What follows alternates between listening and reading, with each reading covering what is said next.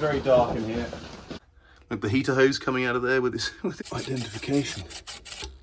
Okay, hi guys, welcome back to the channel, and a little bit of an update. I'm back at the homestead in the UK, in Kent, for the next couple of days. I flew in day before yesterday, and I thought while I'm here, I'll have a quick look at the Sprite, see if I can get under the cover and stuff, just to give you an idea of the condition it's in. So it's under a whole bunch of stuff, and it's behind this rickety old door. There's not much light in there, but I'll see what I can do. So here goes. I need a tripod really, but oh. Jesus. Oh. So there are some of its wheels, and it is under all this mess.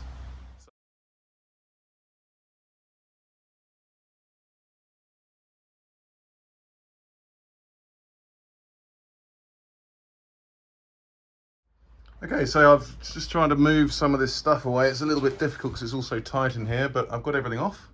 And I'm just going to pull the tarpaulin off the Sprite just to see how we're looking. Okay, so let's see if we can do this. It's very dark in here. At least this will give us an idea of what it looks like. I think there are no rats or anything under here because it's a perfect place for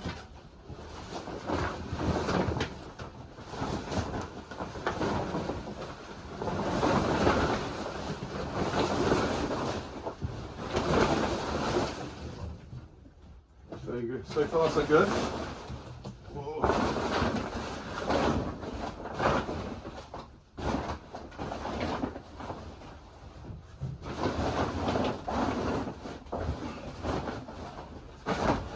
Okay, wow. Huh. Look at that engine mount there. And this looks like the steering column. So there's actually a few parts in here. Let me bring you in here for a sec. Whoa.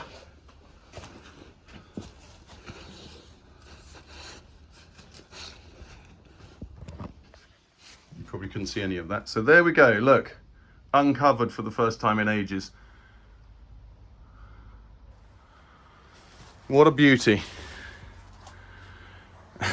I'm just going to take a photograph of that. So let's try and get you in here, as I say. Will it help with a flash? Hang on. Okay, yeah, this is a little bit better. So you can see what I'm dealing with. It's very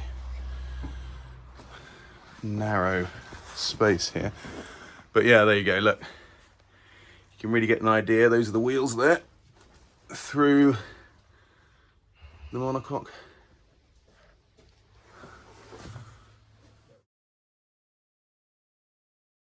Okay, got interrupted there, but I also got a light so you can see slightly more of what we're dealing with. Okay, so in fact, let me grab that here. Then you can really see what's going on. So, a lot of rust, as you know. This Sprite is special in the fact that it had a boot for its racing days, specially cut in. And there's obviously a lot of rust there. The rust, but there's still, I think, quite a bit of good metal, you know. It doesn't look, I mean, it's terrible, but I think it could be saved. Look, there's the old maker's mark still in there. Very cool. That's all the sound deadening that was on there. This is all very, I'm actually going to stand in it. This is the same as the other side. The sills are essentially no longer existent. Look, the heater hose coming out of there with its little Jubilee clip on. But the footwell's absolutely shafted, as you can imagine. Dash, bulkhead. Doesn't really have a bulkhead as such because it's a monocoque, but I think, look, there are the pedals. Floor completely through. But I think, you know, I think it could be savable. I think it could be savable. Let's see if we can get under here. I don't know if we're going to open the bonnet, actually. Hang on a minute. Okay, so the bonnet is also fiberglass, again from its racing days, so it's a lot lighter. But this is what it's looking like inside the engine bay. So the steering rack is still in there. There's the fuse box. And the light's a nightmare. Here, in fact, is the original colour. It's leaf green, which is a much nicer green than it's actually painted in now. My dad had it, or my parents had it repainted in Germany back in the 70s, I think 1972, when they had the engine rebuild. And the only green they could get was this police green, which doesn't look that great. And look, there's the brake, and is it a combined? It's a combined brake and clutch cylinder. That's still in there, which is cool. Various pipes and hoses, junctions. Oh man, this is actually quite inspiring looking at this. This is very cool. It's the old VIN number there. Crikey, look at that. Hang on.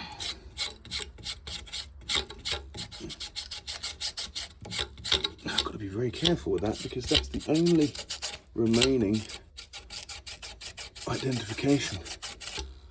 I'll have to clean that up and somehow get a copy of it. But look at this. It's so cool. Suspension still works. It's bouncing up and down with me standing on it. But the chassis legs, the chassis rails seem pretty good. The brake lines still in there. They're in amazing shape, those brake lines. Solid brake lines with the clips. There's a lot of oil under there. Earth strap hanging down. This is so cool.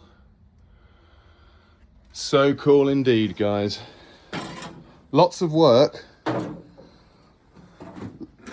Oh, lots of work, but very cool.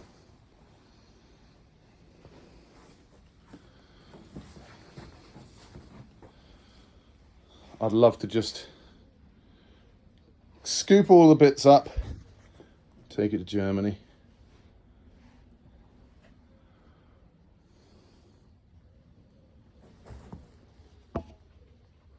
Rear axle, the rear axle's still in actually. Can't really show you underneath there, but yeah.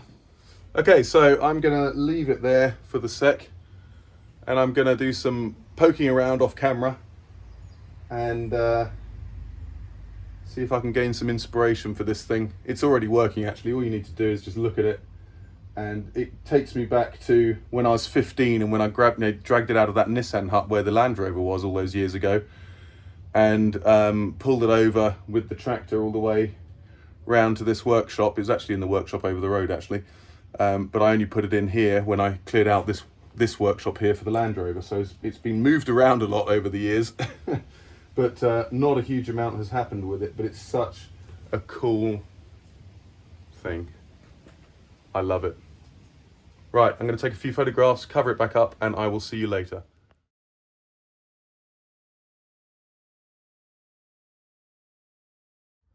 Okay, so covered that all back up. It's actually covered now better than it was before because the back part wasn't covered. I'm going to put all this stuff that I've taken off back in and have a think what I'm going to do with it. So these are the original set of winter tyres. There's obviously one missing. I don't know where that is. But these, I believe, are, yeah, they're Pirelli. Pirelli Cinturato. Well, it's a blast from the past. Pirelli Cinturato. And the original winter tyres that my parents had on the car in Germany.